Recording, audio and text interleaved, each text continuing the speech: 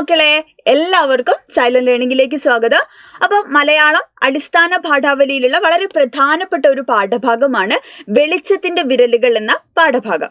അപ്പോൾ എന്താണ് വെളിച്ചത്തിന്റെ വിരലുകൾ എന്ന് ചോദിച്ചു കഴിഞ്ഞാൽ നമുക്ക് പറയാം, മലയാളത്തിലെ വളരെ പ്രധാനപ്പെട്ട എഴുത്തുകാരനായിട്ടുള്ള PC കുട്ടിക്കൃഷ്ണൻ അല്ലെ, ഉറൂബ് എന്ന തൂലികാ നാമത്തിൽ അറിയപ്പെടുന്ന PC കുട്ടിക്കൃഷ്ണന്റെ വളരെ പ്രധാനപ്പെട്ട ഒരു നോവലാണ് ഉമ്മാച്ചു എന്ന് പറയുന്ന നോവൽ അല്ലെ.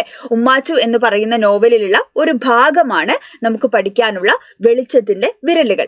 അപ്പൊ എന്താണ് കഥ, എന്താണ് ഉമ്മാച്ചുവിന്റെ ഇതിവൃത്തം, ആരൊക്കെയാണ് ഇതിലെ പ്രധാനപ്പെട്ട കഥാപാത്രങ്ങൾ, എന്താണ് ഇതിന്റെ സവിശേഷത, ഇതൊക്കെ അറിഞ്ഞു കഴിഞ്ഞാൽ മാത്രമേ നമുക്ക് പാഠഭാഗം ക്ലിയർ ആയിട്ട് മനസ്സിലാവുള്ളൂ. അപ്പൊ ആ ഒരു കഥയാണ് ടീച്ചർ ഈ വീഡിയോയിലൂടെ മക്കൾക്ക് പറഞ്ഞു തരുന്നത്. അപ്പൊ മായൻ, ഉമ്മാച്ചു, ബീരാൻ, ഇവര് 3 പേരും എന്താണ് ഭയങ്കര അല്ലെ അടിപൊളിയായിട്ട് അല്ലെ അവരുടെ സൗഹൃദം ഇങ്ങനെ ആഘോഷിച്ച് നടന്നുകൊണ്ടിരുന്ന 3 ബാല്യകാല സുഹൃത്തുക്കളാണ് കേട്ടോ, ചൈൽഡ്ഹുഡ് ഫ്രണ്ട്സ് ആണ്.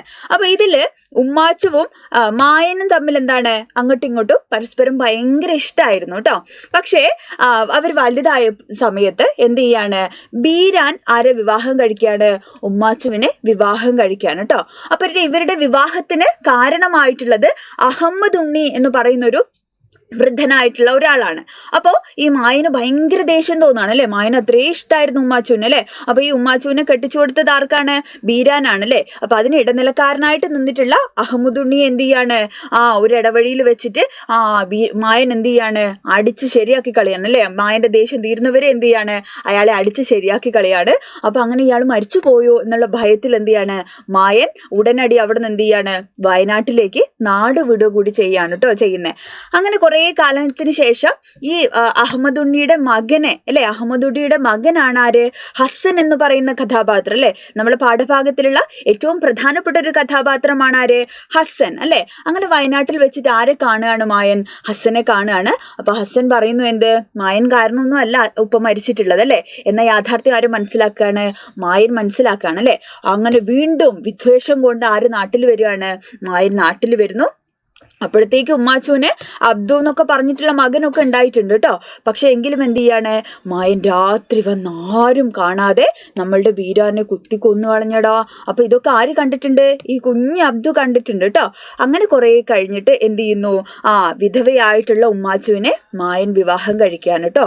ആ വിവാഹത്തില് ഹൈദ്രോസിനും മരക്കാറിനും പേരായിട്ടുള്ള 2 മക്കളും ആർക്കുണ്ടാവുകയാണ്, മായനും ഉമ്മാച്ചുവിനും ഉണ്ടാവുകയാണ്. അപ്പൊ ഈ മരക്കാരാണ് കുറെ കാലത്തിന് ശേഷം എന്ത് ചെയ്യുന്നത്, നമ്മുടെ പാഠഭാഗത്തിൽ അല്ലെ മകനായ മരക്കാറ് പോകുമ്പോഴാണ് ആർക്ക് വിഷമം ഉണ്ടാവുന്നത്, മായന് വിഷമം ഉണ്ടാവുന്നത് അല്ലെ. ആദ്യ ഭാഗത്ത് നമ്മൾ കാണുന്നില്ലേ മരക്കാർ എന്ന് പറയുന്ന കഥാപാത്രത്തെ.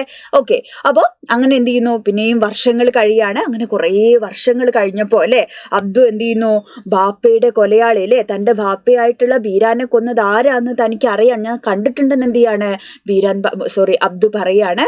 അപ്പൊ എന്ത് ചെയ്യാണ്, ഉമ്മാച്ചും മായനും ഒക്കെ എന്ത് ചെയ്യാണ്, അതില് തകർന്നു പോവാണ് കേട്ടോ.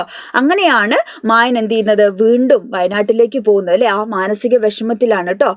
തകർന്ന ജബ്ബലിന്റെ ചേലിക്ക് മായൻ ഇരിക്കുന്നു എന്നൊക്കെ പറഞ്ഞിട്ട് പാഠഭാഗത്തിൽ പറയുന്നില്ലേ. അപ്പൊ ഇത് മകൻ തിരിച്ചറിഞ്ഞതിലുള്ള വിഷമവും കുറ്റബോധവും ഒക്കെയാണ് എന്ത് ചെയ്യുന്നത്, മായനെ ആ അവസ്ഥയിൽ എത്തിക്കുന്നത്. ഏറ്റവും ഒടുവിൽ എന്ത് ചെയ്യുന്നുണ്ട്, മായൻ ആത്മഹത്യ ചെയ്യുന്നുണ്ട് കേട്ടോ നോവലില്. അപ്പൊ ഇത്രയുമാണ് ഈ നോവലിന്റെ ഒരു ഇതിവൃത്തം എന്ന് പറയുന്നത്. അപ്പൊ നമുക്ക് പഠിക്കാനുള്ള പാഠഭാഗത്തില് ഹസ്സൻ അല്ലെ എന്ന് പറയുന്ന കഥാപാത്രത്തെയാണ് നമ്മൾ കാണുന്നത്. അതിൽ ആമിന എന്ന് പറയുന്ന അല്ലെ ഒരു പെൺകുട്ടിക്ക് അല്ലെ ജീവിതം കൊടുക്കുന്ന ഹസ്സൻ ഉൾപ്പെടുന്ന ഒരു യൂണിറ്റ് അല്ലെങ്കിൽ ഒരു അധ്യായമാണ് നമുക്ക് പഠിക്കാനുള്ള പാഠഭാഗം. അങ്ങനെ വളരെ മനോഹരമായ രീതിയിലുള്ള അല്ലെ ഒരു പ്രണയ കാവ്യമാണ് അല്ലെ, വളരെ റൊമാൻറ്റിക് ആയിട്ടുള്ള അല്ലെ 2 പേരുടെ പ്രണയത്തെ കുറിച്ച് പറയുന്ന ഒരു നോവൽ ഭാഗമാണ് ഉമ്മാച്ചു എന്ന് പറയുന്നത്. ഒരു സ്ത്രീയുടെ പേരില് അല്ലെ എഴുതപ്പെട്ടിട്ടുള്ള ഒരു നോവൽ കൂടിയാണ് അല്ലെ ഉമ്മാച്ചു എന്ന് പറയുന്ന നോവൽ കേട്ടോ. അപ്പൊ അതിലുള്ള ഒരു ഭാഗമാണ്.